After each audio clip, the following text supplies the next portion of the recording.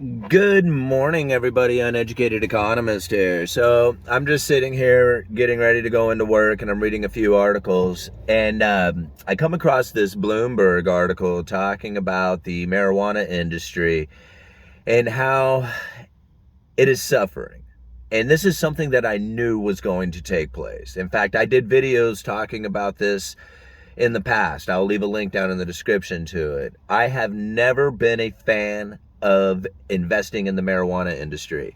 In fact, I'm not really a fan of investing in general. I just try to look at the economic outcomes and how it is that I'm supposed to conduct myself as far as like the major purchases that I do or where it is that I'm going to be parking money. Now, I am trying to learn to invest, but better yet, I'm learning what not to invest in. And when it comes to the marijuana industry, a lot of people, in fact, even recently, I was talking with a friend of mine who have invested in the marijuana industry. And I said, okay, it's going to be very short lived. Now, I'm not, again, I don't invest, but when I look at the marijuana industry, I think the initial legalization to the states will definitely give a moment of profitability.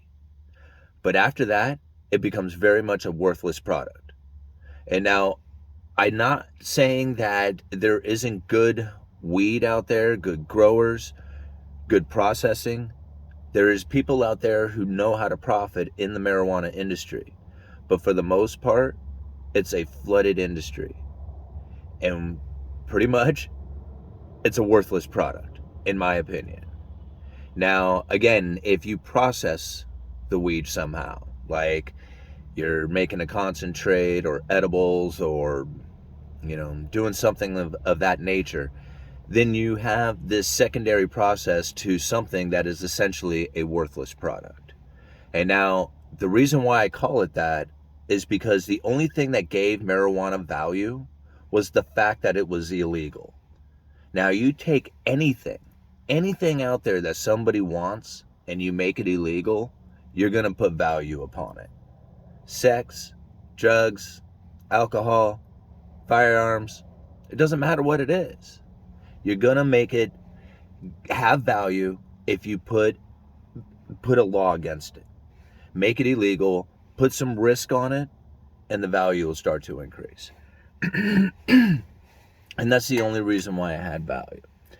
Now, I come from a state, Oregon, that never really had marijuana as a crime. Like, if you had an ounce or less of marijuana in your possession and you weren't like high while driving or selling or something like that or producing, it was a misdemeanor.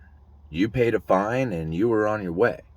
So marijuana has never really been a big deal in Oregon. I mean, it was illegal, but it wasn't like, nobody like lost their livelihoods over it unless you were doing something like, like I said, like driving or selling or producing. So when I look at weed and I look at what people think about it, it's very different. I like I said, I come from a state where it's pretty much everywhere. Everybody does it. And so when I think about like how much value weed has comparatively to other things that are out there, and I use like say beer for example, and this is probably one of the best comparisons to understand why marijuana has no value to it.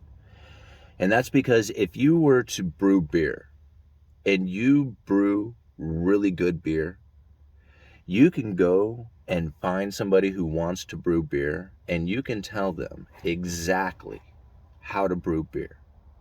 Like step by step, everything that you do in order to brew that really good beer that you do.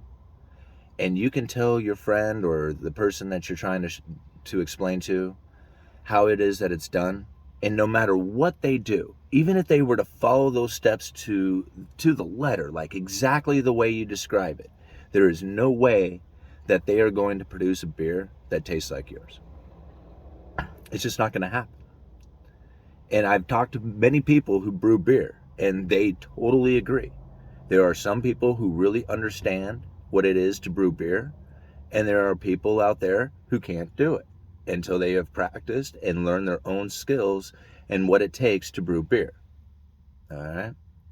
Now, when it comes to marijuana, there are some strains out there that are really good.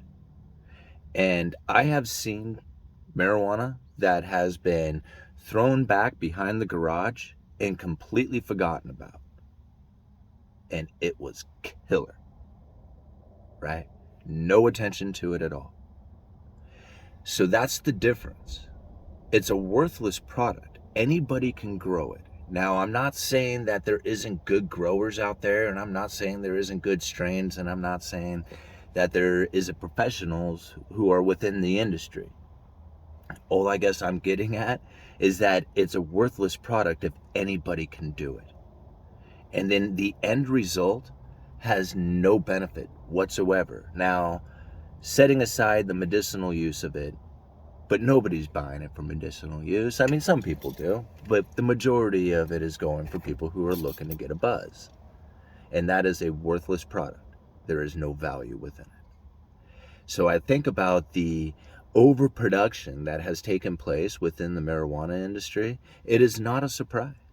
So many people I knew talked about once it's legal, they were going to be these professional commercial growers and that they were going to be growing all this weed and making all this money off of it. And then I was reading about how commercial blueberry farmer who wanted to get into this industry right when it was first legalized. And I think about, man, this is a flood of people who are going to start growing, and that's going to leave a lot of product within the system.